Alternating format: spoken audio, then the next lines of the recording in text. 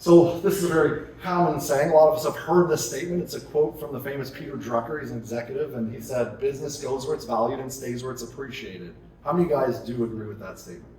Fair enough. So I bolted on a little 3-word sentence to that. So do employees. Employees are no different. They also go where they're valued and stay where they're appreciated.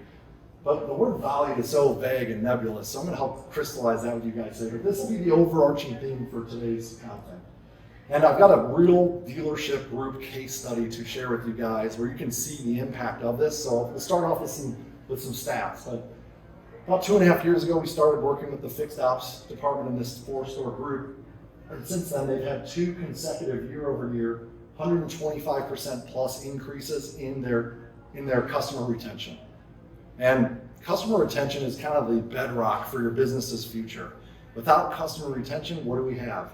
You know the saying, sales sells the first car and service sells the rest. You guys agree? Raise your hand if you agree with that statement. Okay. So retaining our customers is critical for us to be able to sell cars in the future.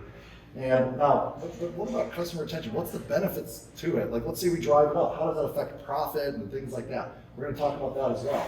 But this is this dealer group's case studies around this, and if you look at it, they're above the region in every range. But 1-year customer retention, they're over 90% in this report. But I think about 3 months ago, we saw a report where they were at like 106% retention, which means they're not only retaining 100% of their customers within the first year, but they're also taking retaining 6% from their competition. And then look at this 3 to 7 and 8 to 10 year retention numbers. Keep in mind, when 2.5 years ago, these guys were bottom in every category in the region. And now they're over 45% in the 8 to 10 year customer retention mark. I think it's Stellantis as a whole, about 8%. And where do most of your customer pay tickets, your highest profit RO tickets, where do they come in?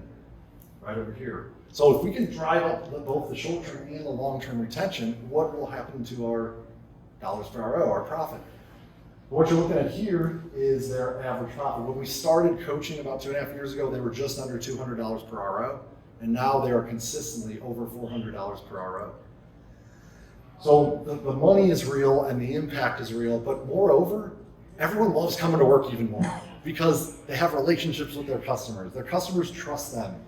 They don't get attacked by their customers all the time, which a lot of service advisors we coach, we hear they're frustrated with the engagements, the type of engagements they're having with their customers right now. And people that, when you have a relationship with someone and you can't deliver due to a part or something along those lines, they're going to give you a little more leeway.